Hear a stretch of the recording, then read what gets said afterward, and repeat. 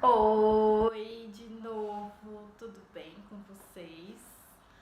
Eu espero que sim, né?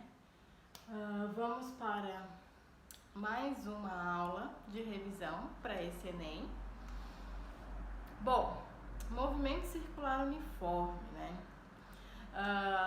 O nome parece ser bem complexo, né? Mas não é. Na verdade, o movimento circular, né, ele está presente no nosso dia a dia o tempo todo. Vocês andam de bicicleta, vocês andam de carro, de ônibus, que vocês, né, esses são os movimentos mais que vocês percebem e está com vocês, tá? Nesses casos, né? Bom, o movimento circular uniforme, ele é um movimento circular, tá? Com a característica de ser uniforme, né? E o que significa esse uniforme? Significa que a velocidade escalar, ela é constante. Aí a gente tem que relembrar um pouquinho, né, do que é escalar e vetorial. Já vou relembrar aqui. Toda grandeza, ela é dita escalar quando somente o módulo, ou seja, o valor numérico, me importa e satisfaz os meus questionamentos, né? Satisfaz o meu entendimento sobre o assunto. Por exemplo, quando eu falo a minha massa, né? Eu tenho uma massa aqui, né, de 47 quilos, certo? Então, eu tenho essa massa. 47 quilos. Isso basta para vocês entenderem. Vocês entendem o que eu tô falando. Diferente, por exemplo, né, se eu quiser colocar a força. Se eu falar que eu estou empurrando um móvel no meu quarto com uma força de 50 newtons. Isso não basta. Por quê? Porque eu preciso saber para onde que eu estou empurrando aquele móvel. 50 newtons é só o valor numérico, é o quanto que eu estou fazendo de força para conseguir tirar aquele móvel do lugar. Porém, eu preciso saber para onde que eu estou levando aquele móvel. Tem um lugar específico, né? Então, aí a gente diz que tem uma direção e tem um sentido específico. Portanto, a grandeza força, ela é uma grandeza vetorial que a gente chama. É um vetor, né? E todo vetor, ele é regido por uma seta, que essa seta indica a direção e o sentido daquele vetor, tá? Então, uma grandeza vetorial é toda grandeza que eu preciso da informação da direção e do sentido, além do valor numérico que a gente chama de módulo. E uma grandeza escalar, eu só preciso, tá, do módulo, do valor numérico, né? E não faz nem sentido eu querer dar um sentido ou uma direção para aquela grandeza, né? Por exemplo, temperatura. Hoje está fazendo 20 graus Celsius. 20 graus Celsius, ponto.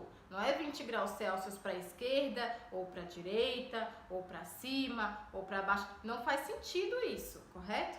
Então, quando não faz sentido a gente dar uma direção e um sentido, a gente chama aquela grandeza de grandeza escalar. E quando eu preciso dar uma direção e um sentido, a gente chama de grandeza vetorial. Então, no caso do movimento circular uniforme, eu vou ter duas velocidades. Eu vou ter a velocidade escalar e eu vou ter a velocidade vetorial. Por quê? Porque no movimento circular, eu estou descrevendo uma circunferência, um círculo aqui, certo? Então, essa caneta aqui, ela tá tendo uma velocidade, né, constante, porque o módulo da velocidade não está variando, então a velocidade escalar ela está constante, só que cada hora essa velocidade está numa direção e num sentido, percebem? Uma hora ela está no sentido para cima, certo? Aí ela tá pro lado, aí ela vai descer, tá na vertical, tá descendo, tá na horizontal, tá indo para esse lado, tá na vertical, tá subindo. Então eu tenho a direção, que é vertical, horizontal, e o sentido para cima, para baixo, para um lado, para o outro, né? Essa velocidade ela está variando, não é sempre a mesma. Não é que nem no movimento retilíneo uniforme que a velocidade, tanto a velocidade vetorial quanto a velocidade escalar, ela era constante. Por quê? Porque eu estava trabalhando somente na horizontal, certo? Então, agora aqui tem que tomar muito cuidado com isso, tá? A velocidade vetorial, né? Então, a minha velocidade vetorial é uma setinha aqui, tá? Toda grandeza que tem uma setinha em cima da minha letra correspondente significa que é um vetor. Então, ela vai variar. Ela varia. E a velocidade escalar, que é o módulo dessa velocidade, ela não varia. Ou seja, ela é constante, certo? Bom, aí agora vamos entender aqui, né? O que é isso? Vai servir as equações do movimento retilíneo uniforme? Vai. Só que a gente vai transportar para aqui agora, né? Nesse caso, no caso do movimento circular. Então aqui eu tenho um círculo, que eu já desenhei. Então aqui todo círculo tem um raio, né? E esse raio daqui até aqui é o mesmo raio, né? É o mesmo valor numérico, daqui até aqui também, daqui até aqui. Ou seja, o raio, ele é sempre, né, do centro da minha circunferência a qualquer uma das bordas. É sempre o mesmo valor, tá? Então não precisa ser retinho aqui que nem eu fiz. É só para ficar bonitinho. Bom, eu tenho esse raio. E aí, eu vou ter a abertura de um ângulo, né? Por quê? Imagina que a minha partícula esteja aqui, né? Essa partícula, ela vai andar, ela vai percorrer um determinado ângulo aqui, ó. Ela está percorrendo um ângulo. Então, eu tenho uma velocidade que a gente chama de velocidade angular, porque esse ângulo, ele está variando. Além da velocidade linear, que é a velocidade daqui, né? E essa velocidade aqui, ela é sempre tangente à trajetória, tá? Eu vou ter, né, uma velocidade angular. Então, vamos tentar, né, trazer a equação lá do movimento retilíneo uniforme para cá. Então, a velocidade era ΔX por ΔT, né? Isso do MRU, ok? Bom, que ΔX é esse que a gente está trabalhando agora? É esse aqui, ó. Ela sai daqui e vem até aqui, né? Nesse caso, vamos pegar uma partezinha da minha circunferência, do meu movimento circular. Então, eu peguei essa parte. Nessa parte aqui, ela percorreu esse ΔX aqui, ok? Como que a gente acha esse comprimento numa circunferência? Aí a gente tem que relembrar lá da matemática, né? O comprimento da circunferência... o comprimento, né, da circunferência, ele é dado por 2π vezes o raio, lembram? Por que 2π? Porque lá na matemática a gente sempre, né, trabalhava com o comprimento inteiro da circunferência, que era uma volta completa. Uma volta completa eu tenho 2π de ângulo, certo? Eu vou ter esse 2π aqui, né? Então, o comprimento da circunferência ficou 2π sobre r. Isso aqui é o ângulo, né? É a variação angular. Que no caso da matemática, a gente trabalha normalmente, né? Quase 99% dos casos, a gente trabalha com o comprimento total da circunferência. Por isso que a gente já coloca 2π, r, enfim. Mas esse 2π significa o quanto que variou o ângulo. Então, aqui na física, a gente não vai ter trabalhando sempre com a circunferência completa, né? Então, portanto, no lugar do 2π a gente vai colocar o ângulo, que é um ângulo qualquer, que a gente vai saber, vai descobrir, ou que a gente vai ter, né, em algum exercício. Então, vamos transportar para cá, ó. Então, isso aqui é o meu ΔX. Então, a minha velocidade vai ser igual ao meu ΔX, mas quem que é o ΔX? É o Δθ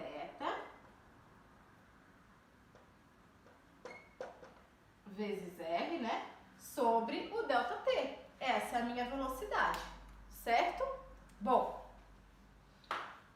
vamos então agora arrumar isso aí bonitinho pra gente entender melhor, né?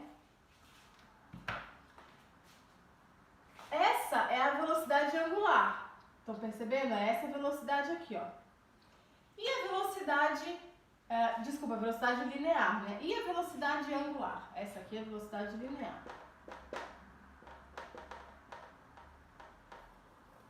E a minha velocidade angular,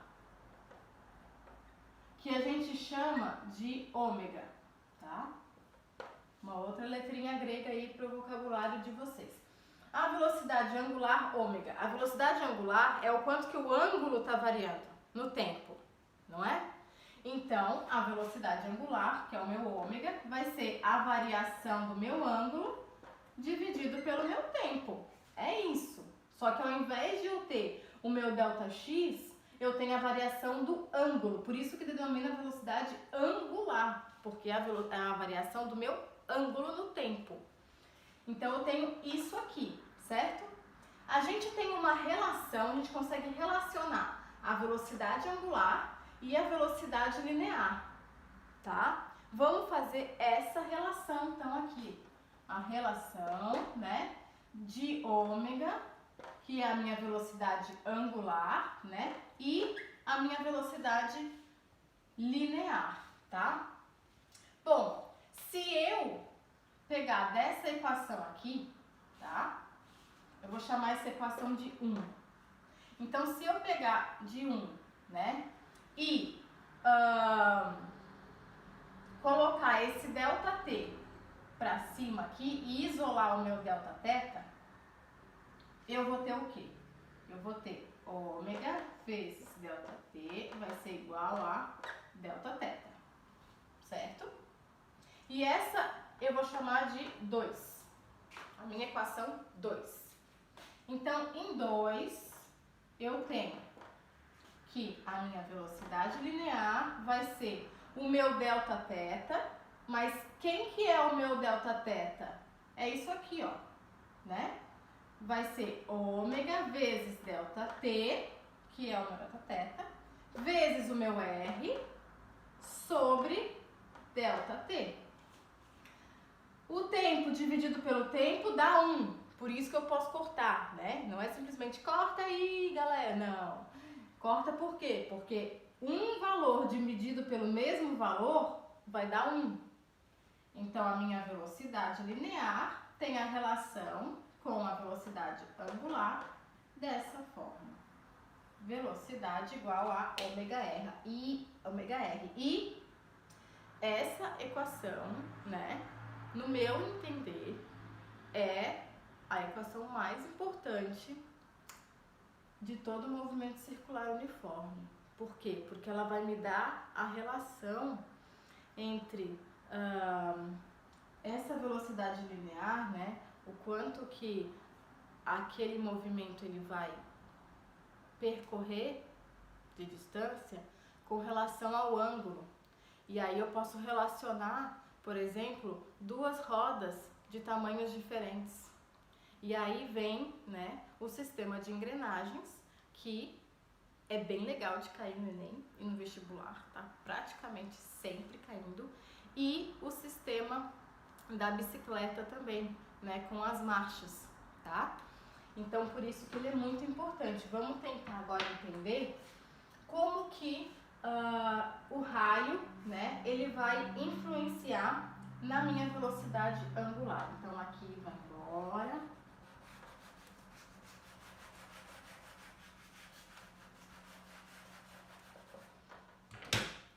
Lembrando aqui, né, que eu tenho aí uma coisa chamada frequência, né? Então, a frequência é o quanto que aquele movimento acontece num determinado tempo, né? É o número de oscilações no determinado tempo, tá? Daqui, ó, né, de 1, então, vamos aqui dividir, né? De 1 de novo, né?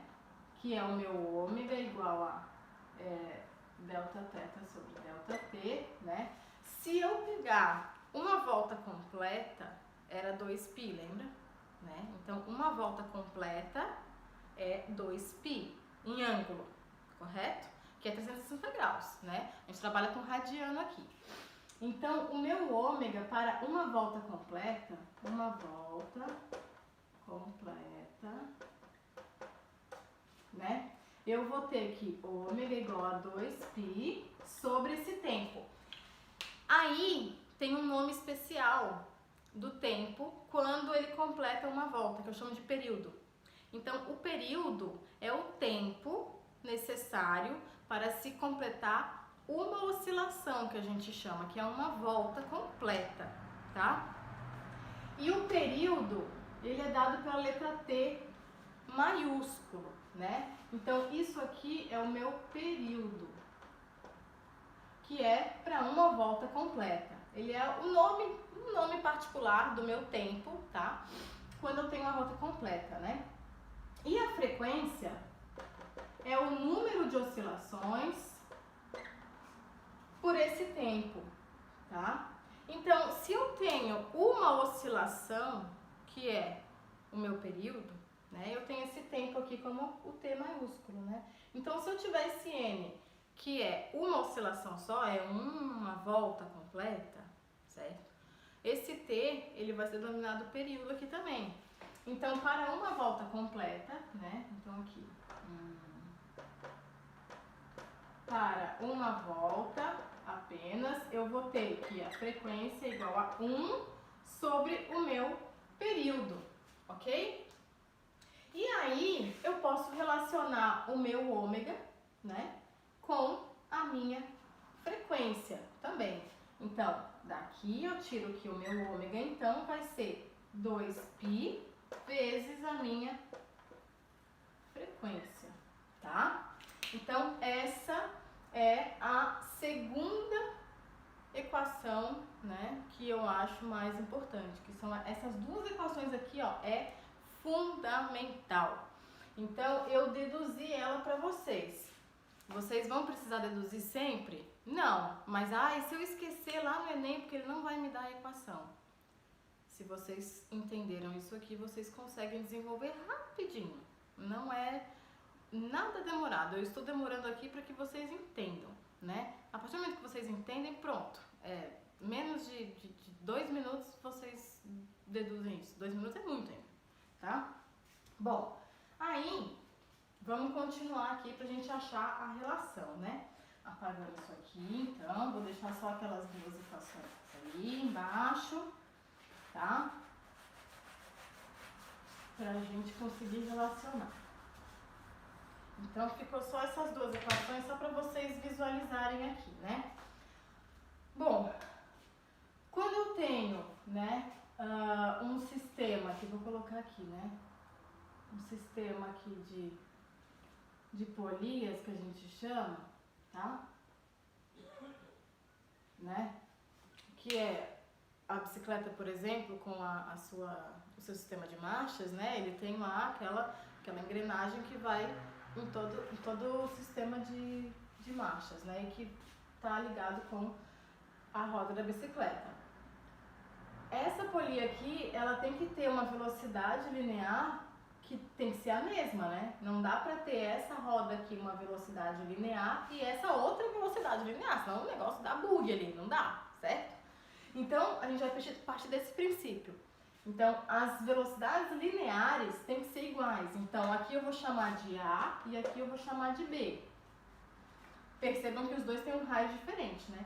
Mas a velocidade linear de A tem que ser igual à velocidade linear de B, certo? Quem que é a velocidade linear? É isso aqui, ó. Então, a velocidade, eu vou transferir, né, da velocidade aqui, tá? O ômega de A vezes o raio de A tem que ser igual ao ômega de B vezes o raio de B. Cheguei na relação, né, entre os raios e as velocidades angulares de cada roda. Isso vale também para o sistema de engrenagens, né?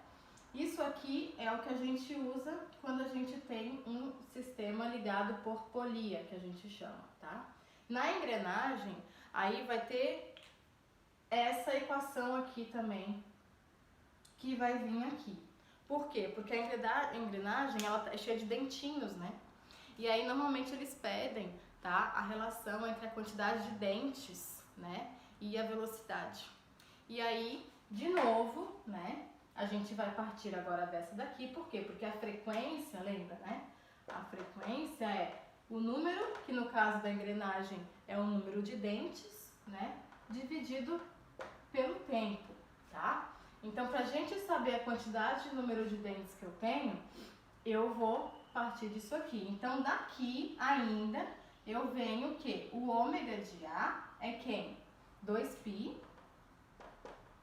vezes a frequência de A, né? Vezes o raio de A, que vai ser igual a ômega de B, que é 2π, vezes a frequência de B, vezes o raio de B, certo? O 2π, se eu passar para o outro lado, ele vai passar dividindo, né? Então, 2π dividido com 2π dá 1. Então, eu posso cortar. Portanto, a minha frequência de A vezes o raio de A é igual à frequência de B vezes o raio de B. Mas quem que é a frequência? Vamos relacionar o número de dentes, galera. É o número de dentes de A dividido pelo tempo vezes o raio de A, que tem que ser igual ao número de dentes de B sobre o tempo vezes o raio de B. De novo, se eu passar esse tempo para o outro lado, ele vai passar multiplicando, né? E aí, quando eu multiplicar esse daqui, vai ficar dividindo por esse daqui, que vai dar 1, que eu posso cortar. Portanto, aí agora eu tenho a relação entre o número de dentes, tá? Então, vai ficar o número de dentes da engrenagem de A vezes o raio de A vai ser igual ao número de dentes da engrenagem de B vezes o raio de B, certo? Então, percebam que em uma questão, eles podem abordar tudo isso aqui. E se aí vocês não souberem as relações, né? E não entenderem da onde que vem encaixar uma equação na outra, né? E trabalhar com isso, vocês não vão conseguir sair do lugar, né? Ou a cachola aí de vocês vão ter que decorar tudo isso aqui, o que eu acho totalmente inviável e totalmente desnecessário e que não serve pra nada, porque decorar não serve pra nada, tá? Então precisa entender. Vejam esse vídeo mais de uma vez, né? Para poder realmente tentar, façam aí um caderno e vão desenvolvendo que com um tempo bem pequenininho vocês conseguem aqui, ó, pensar muito bem e ó, vai ser rapidinho.